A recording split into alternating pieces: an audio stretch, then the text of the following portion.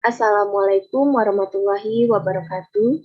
Nama saya Dian Hoiriyani Putri, NIM 20200430009. Saya dari kelas B, mata kuliah Bahasa Indonesia. Eh, saya di sini akan menjelaskan tentang kalimat efektif.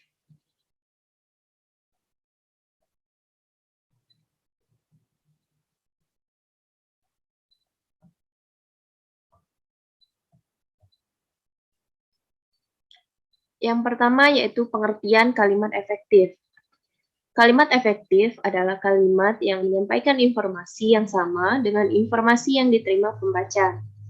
Atau dengan kata lain, kalimat efektif adalah susunan kalimat yang terdiri dari beberapa kata yang disusun berdasarkan dengan kaidah dalam bahasa Indonesia yang baik dan benar. Kalimat yang bisa dikatakan sebagai kalimat efektif tersebut adalah kalimat yang memperhatikan EYD atau ejaan yang disempurnakan. Susunan satu kalimat efektif yang sesuai dengan EYD yang benar, yakni terdiri dari subjek, kemudian predikat, dan objek. Setelah objek, bisa ditambahkan juga dengan berbagai keterangan sesuai kebutuhan.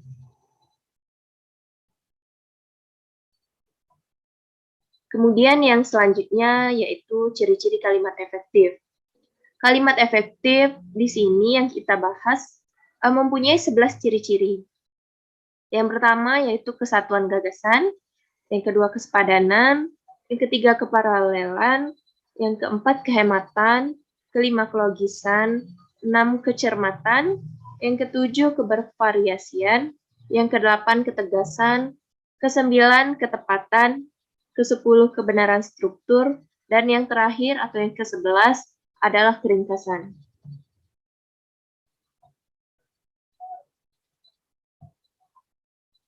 Baik, yang pertama yaitu kesatuan gagasan.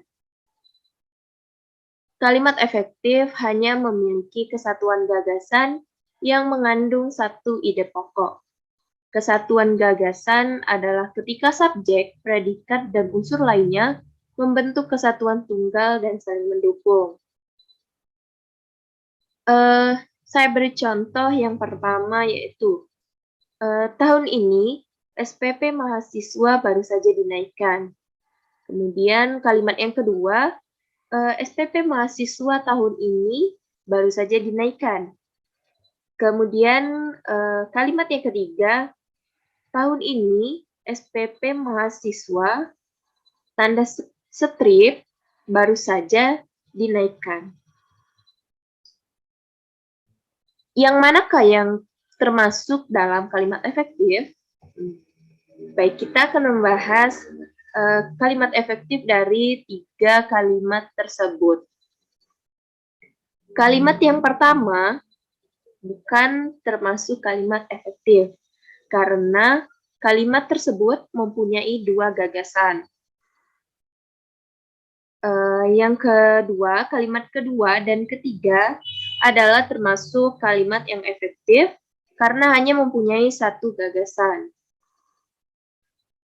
Yang kalimat kedua, yaitu SPP mahasiswa tahun ini baru saja dinaikkan. Yang kalimat ketiga, yaitu tahun ini SPP mahasiswa baru saja dinaikkan.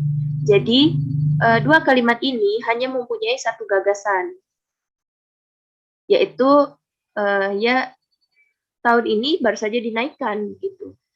Kalau kalimat yang pertama awalannya yaitu tahun ini itu sudah menjadi 1 gagasan. Kemudian dilanjutkan SPP mahasiswa baru saja dinaikkan. Itu menjadi 1 gagasan lagi. Jadi dia mempunyai 2 gagasan.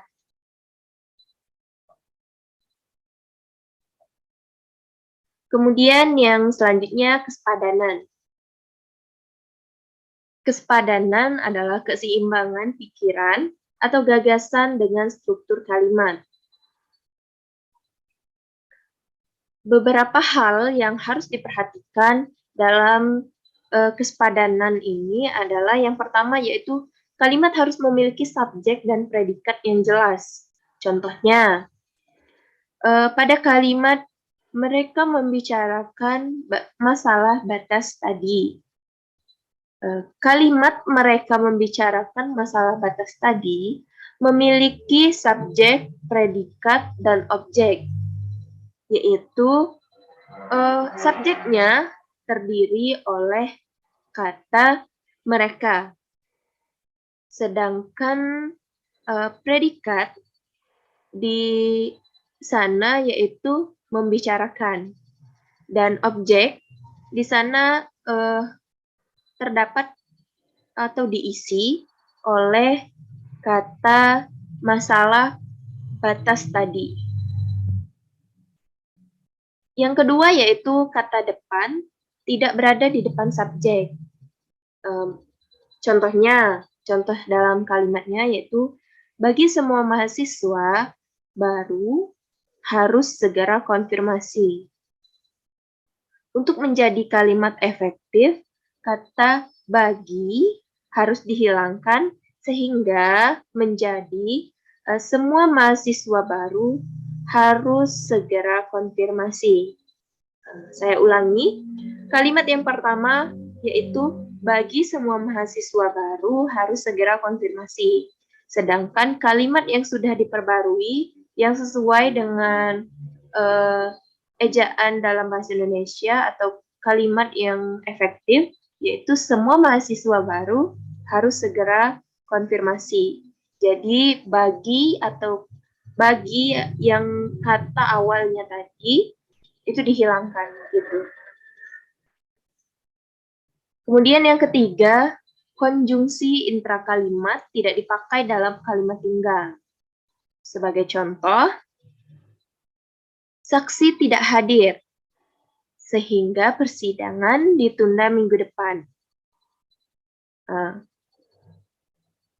Saksi tidak hadir sehingga persidangan ditunda minggu depan. Dia terdapat tanda titik di saksi tidak hadir. Nah, sehingga awalan kata dari titik tersebut kan sehingga. Nah, jadi sehingga tersebut yang dihilangkan atau tidak dipakai. Jadi dia disusun dalam satu kata menjadi saksi tidak hadir sehingga persidangan ditunda minggu depan. Jadi antara saksi tidak hadir dan kata selanjutnya itu sehingga itu tidak memiliki tanda baca yang seperti sebelumnya itu tanda titik. Kemudian yang keempat adalah predikat. Predikat tidak didahului oleh konjungsi yang. Contohnya, supporter timnas Indonesia yang mengenakan baju merah putih. Dari kata tersebut, yang berada di depan adalah predikat.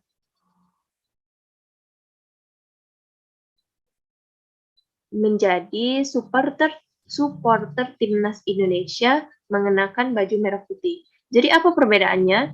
Kalimat yang pertama yang sebelum diubah yaitu supporter timnas Indonesia yang mengenakan baju merah putih. Kemudian setelah diubah menjadi supporter timnas Indonesia mengenakan baju merah putih. Jadi konjungsi yang di kalimat sebelumnya yaitu dihilangkan. Seperti itu. Kemudian yang terakhir yaitu subjek tidak ganda. Contohnya, pertandingan ini saya mewakili Bekasi Barat. Subjeknya ada dua, yaitu pertandingan ini dan saya. Jadi subjeknya ada dua. Kalimat yang efektif bagaimana?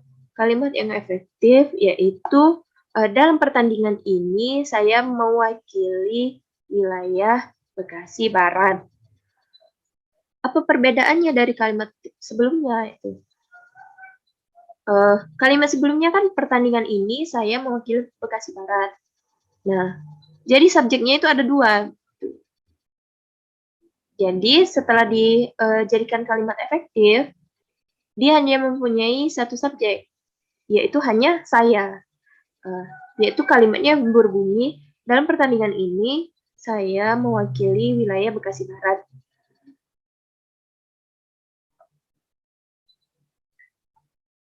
Kemudian yang selanjutnya keparalelan. Keparalelan merupakan penggunaan bentuk-bentuk bahasa atau konstruksi bahasa yang sama dalam susunan serial. Contoh, jika bentuk pertama menggunakan nomina, maka bentuk kedua dan selanjutnya juga harus menggunakan nomina. Contoh kalimatnya adalah ibu memotong sayuran dan dimasukkan ke mangkuk.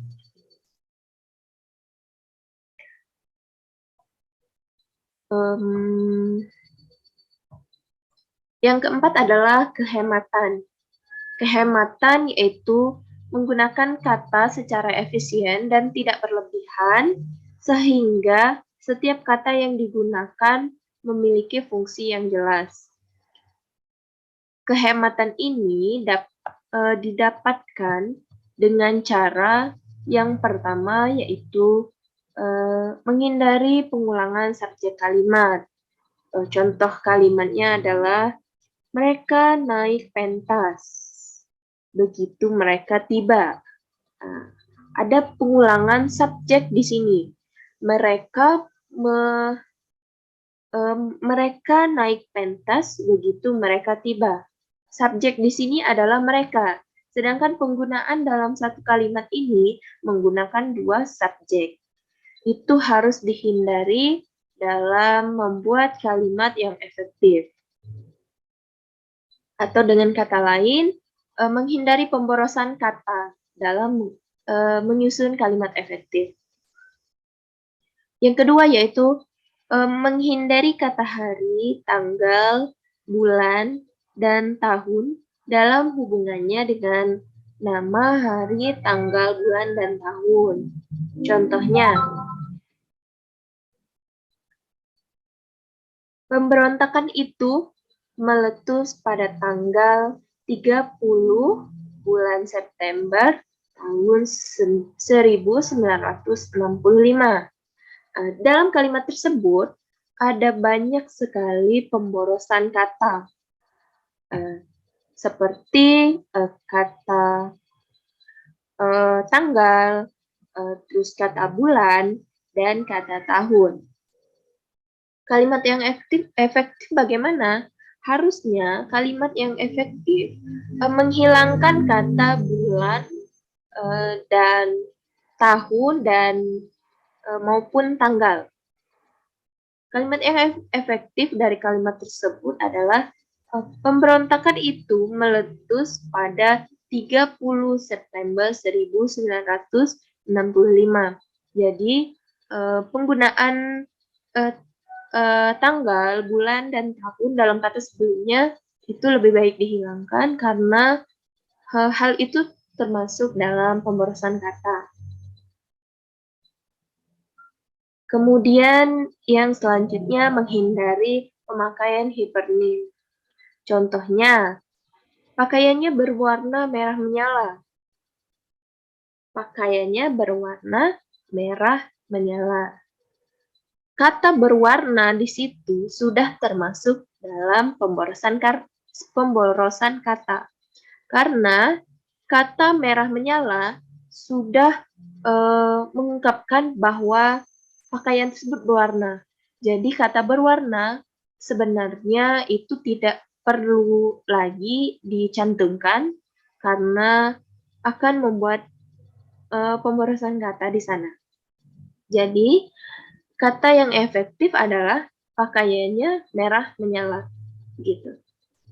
Kemudian yang selanjutnya menghindari pemakaian kata penghubung yang berlebihan. Contoh, walaupun sakit, tetapi ia berangkat juga. Di sana ada kata penghubung walaupun, terus tetapi, dan juga. Itu termasuk pemborosan kata. Kata yang efektif adalah walaupun sakit, ia berangkat juga. Kemudian yang selanjutnya, menghindari pemakaian kata yang berlebihan. Contoh, kita harus belajar dari Jepang agar supaya dapat maju dan berkembang. Dalam kalimat tersebut ada banyak sekali pemborosan kata,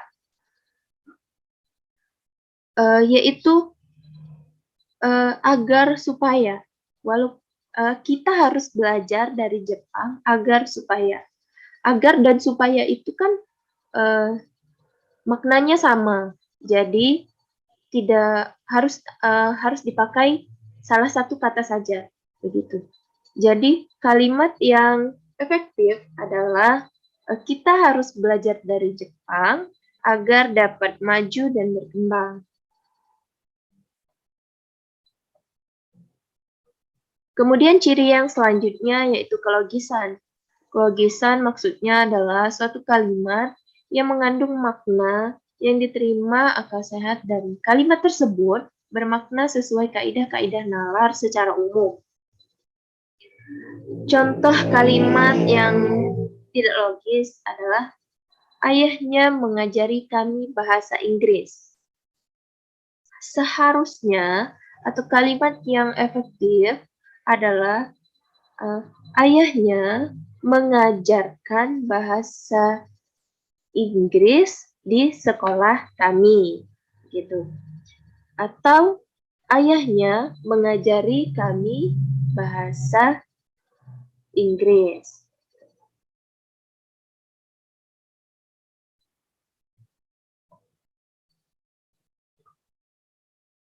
Sedangkan kalimat yang tidak efektif adalah ayahnya mengajar bahasa Inggris di sekolah. Itu merupakan kalimat yang tidak efektif atau tidak logis. Jadi kalimat yang logis adalah ayahnya mengajari kami bahasa Inggris.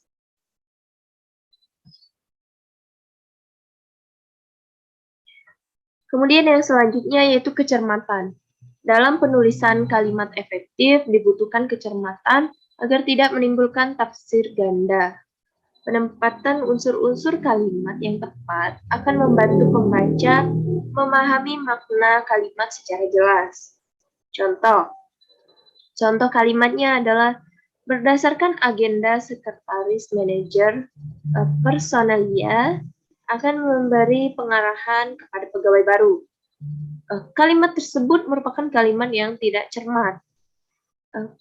Bagaimana kalimat yang cermat atau ciri-ciri dia menjadi kalimat yang efektif?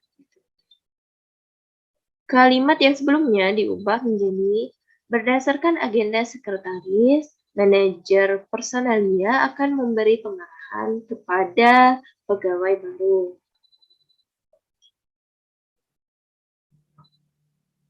Yang ketujuh yaitu kebervariasian. Kebervariasian dibutuhkan untuk membuat kalimat tidak monoton dan menjemukan suatu kalimat. Variasi dalam pembukaan kalimat dapat ditempuh dengan cara. Yang pertama yaitu variasi penggunaan kata, dan yang kedua yaitu variasi dalam penggunaan kalimat.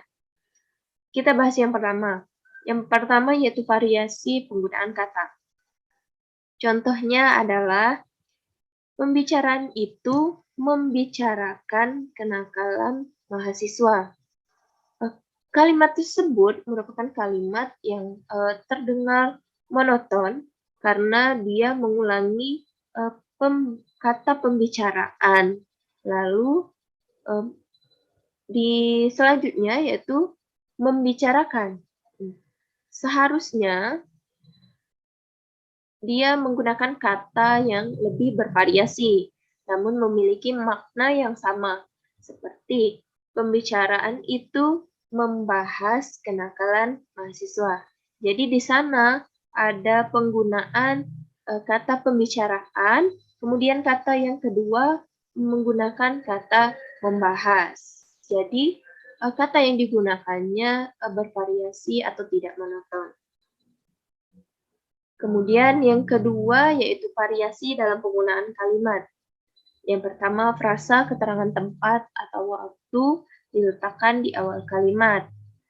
Yang kedua, penggunaan frasa verbal. Yang ketiga, penempatan klausa anak kalimat. Yang selanjutnya yaitu yang ke-8 adalah ketegasan. Ketegasan yang dimaksud di sini adalah penekanan atau perlakuan menonjol pada ide kalimat. Ketegasan tersebut dapat diraih dengan yang pertama yaitu meletakkan bagian penting di awal kalimat. Contoh, masalah kenaikan harga itu dapat dibicarakan pada kesempatan yang lain. Meletakkan bagian penting di awal kalimat. Masalah kenaikan harga. Itu kan bagian penting dari suatu kalimat tersebut. Yang kedua yaitu mengurutkan kata secara bertahap. Yang ketiga, mempertentangkan ide yang ditonjolkan. Dan yang keempat, menggunakan partikel penekanan. Dan yang terakhir yaitu mengulang gagasan yang penting. Contoh, untuk menambah iklim yang sejuk di negara kita, maka perlu kesadaran moral, kesadaran politik, kesadaran agama, kesadaran bermasyarakat, dan kesadaran berbudaya. Di sana terdapat pengulangan gagasan yang penting, yaitu kesadaran, kata kesadaran.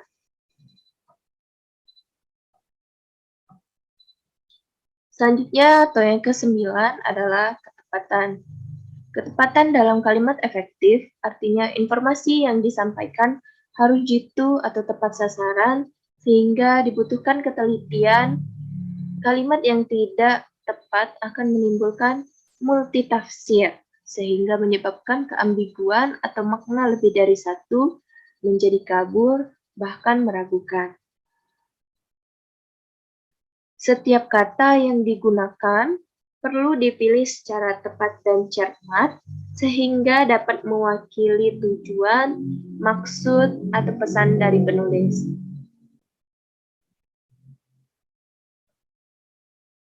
Contohnya adalah posisi ketujuh korban saat ditemukan warga dan aparat kepolisian berada dalam satu ruangan. Kalimat tersebut merupakan kalimat yang tidak tepat. Bagaimana kalimat yang tepat? Kalimat yang tepat adalah ketujuh korban saat ditemukan warga dan aparat kepolisian berada dalam satu ruangan.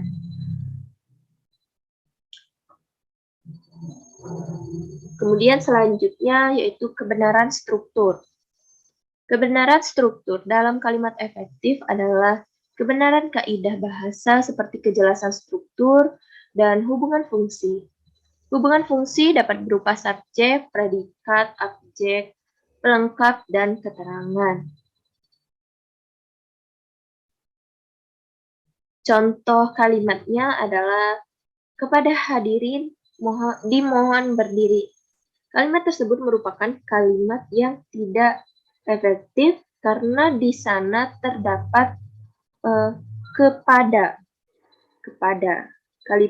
Kata kepada seharusnya dihilangkan sehingga kalimat yang efektif atau kalimat tersebut diubah menjadi hadirin dimohon berdiri. Begitu. Kemudian yang terakhir yaitu keringkasan. Ciri-ciri ringkas dalam penulisan kalimat efektif adalah tidak adanya unsur bahasa yang tidak diperlukan. Lalu dalam kalimat efektif juga tidak ada penggunaan kata yang berlebihan. Contohnya adalah nenek selalu memberi nasihat kepada cucu-cucunya. Kata memberi nasihat. Seharusnya kata memberi nasihat diringkas menjadi kata menasihati. Itu kan memiliki satu makna yang sama. Gitu. Perbedaannya, kalimat yang sebelumnya dengan kalimat yang telah diubah, kalimat yang sebelumnya yaitu memberi nasihat, dengan kalimat menasihati, itu lebih ringkas begitu. Kalimat menasihati itu lebih ringkas. Jadi kalimat yang seharusnya adalah nenek selalu menasihati cucu-cucunya. Kemudian yang selanjutnya kita akan membahas tentang pemilihan kata. Pemilihan kata dalam menyusun kalimat efektif. Pilihan kata adalah kata yang dipakai seorang penulis atau pembicara. Kata yang dipilih adalah kata yang cermat dan tepat yang dapat mengungkapkan maksud seorang pembicara atau penulis dengan cermat. Ada beberapa syarat untuk dalam pemilihan kata yang baik. Yang pertama adalah tepat, yang kedua yaitu benar, dan yang ketiga adalah lazim pemakaiannya.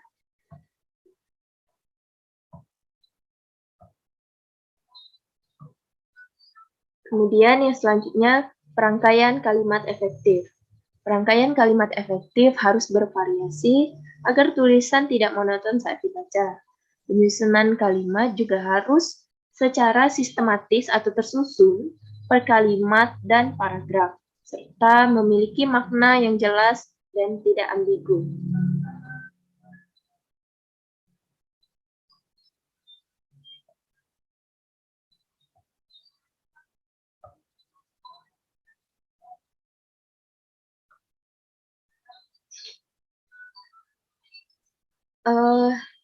Yang terakhir yang kita bahas adalah tentang penataan kalimat dalam paragraf. Kalimat yang dirangkai menjadi satu paragraf harus memiliki tatanan ide yang apik atau yang baik dan mengalir tanpa ada ide lompatan yang mengejutkan. Dalam menyusun kalimat menjadi satu paragraf harus mempertimbangkan beberapa hal berikut. Yang pertama adalah fokus dan latar belakang. Sebuah gagasan yang dimaksudkan sebagai fokus diungkapkan dalam klausa klasik. Gagasan lain yang merupakan latar belakang diungkapkan dalam klausa anak. Contoh, ketika pulang siang-siang kemarin dan melihat adik saya, Bimoli, sedang di kebun, saya berteriak memanggilnya. Ia tidak menjawab. Dari kalimat tersebut, yaitu ketika pulang siang-siang kemarin dan melihat adik saya, tanda koma, Bimoli, koma lagi, sedang di kebun adalah latar belakang. Sedangkan saya berteriak memanggilnya adalah fokus. Yang selanjutnya yaitu informasi. Dalam hal penataan kalimat, ada dua jenis informasi, yaitu informasi lama dan informasi baru. Informasi lama adalah gagasan yang menurut penulis sudah diketahui oleh pembaca. Sedangkan informasi baru adalah gagasan yang menurut penulis belum diketahui oleh pembaca.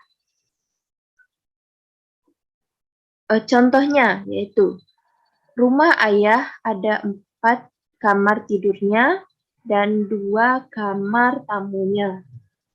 Di depan rumah ada sebuah kebun yang luas. Dan di kebun itu, ayah menanam banyak bunga. Penataan informasi lama dan informasi baru dari paragraf di atas adalah yang pertama yaitu rumah, yang kedua yaitu rumah lagi, kemudian kebun, dan yang ketiga kebun, kemudian bunga. Gitu. Saya kira sampai sini pembahasan kita. Atas kekurangannya saya minta maaf dan kepada Tuhan saya mohon ampun. Saya akhiri. Wassalamualaikum warahmatullahi wabarakatuh.